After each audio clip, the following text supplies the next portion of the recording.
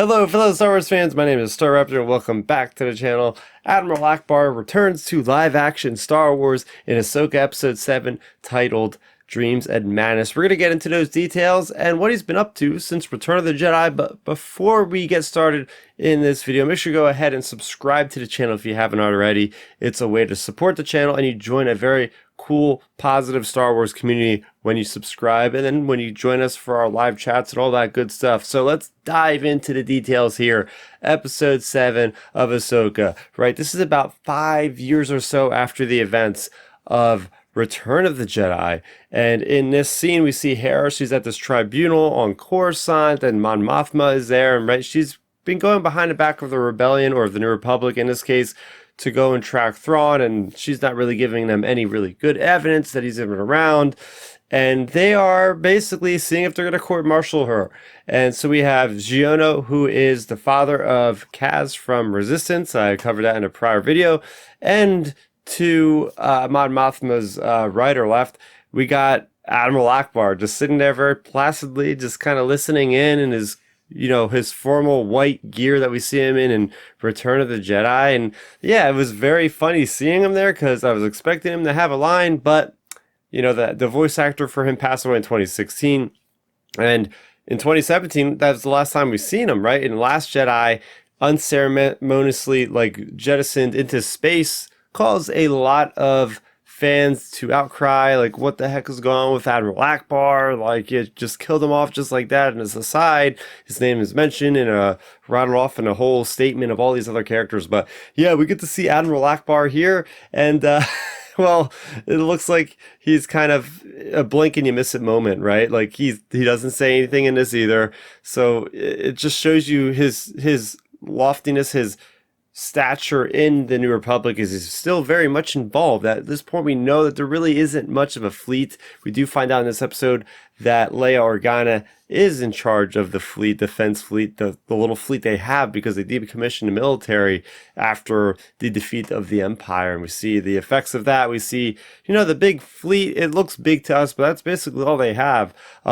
They're probably not much larger than a remnant Imperial force at this point. They're just peacekeepers. But yeah, diving into what Admiral Ackbar was up to in between Return of the Jedi and this episode of Ahsoka. We know that after the defeat of the Death Star with the Emperor and Vader, the New Republic had a large mission, and that was to completely get rid of the Remnant Empire, especially up to the Battle of Jakku. So we see that Admiral Ackbar was very much involved with the storyline in the Aftermath books written by Chuck Wendig, where there was something going on Akiva with Ray Sloan. So he had, the task force that he was dealing with there. And then the end of those books, you have the Battle of Jakku, and that, goes into all the different mediums from Battlefront 2 to Lost Stars, all these other all this stuff, Battle of Jakku, Squadrons, whatever.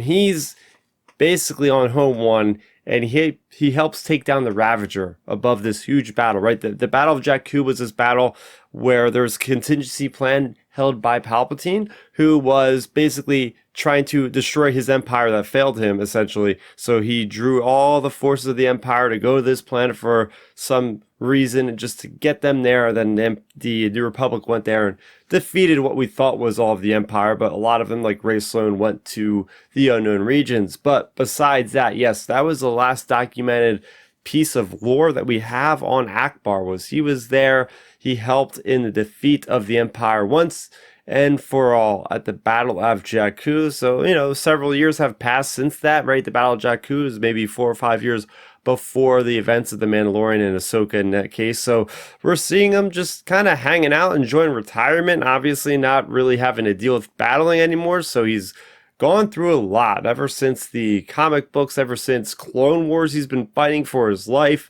So, and well, he does fight for his life to the very end with the First Order and Resistance. But at least at this point of his timeline, he's enjoying a nice kind of cushy seat there on Coruscant. So yeah, there you go. There's your update on Ackbar in live action. What'd you think of his appearance? There's not much to say on it. There's not much to glean from it.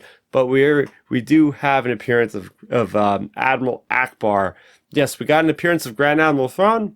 So it's only right that we get an appearance of a good guy admiral in Ackbar. So let me know in the comment section down below, what are your feelings on Ahsoka? What are your feelings on the various admirals of the Star Wars galaxy? Let's have a good time talking about that in the comments down below. As I said off the top, make sure you go ahead and subscribe to the channel and hit that bell icon so to be notified when videos like this go live, when my podcast, Outer Rim Transmission, goes live, and all the other good stuff that I upload to the channel. Thank you very much for watching, and may the Force be with you always. Thanks for checking out the video. Please hit that thumbs up symbol. It helps me know that I'm making content that you guys enjoy. And if you enjoyed this video, I also include 2 videos down below you guys should check out. And please consider subscribing to this channel. It helps support me, and it notifies you guys of when I get new videos up on the channel. You can also contact me on Twitter, Facebook, and Instagram at StarRaptor.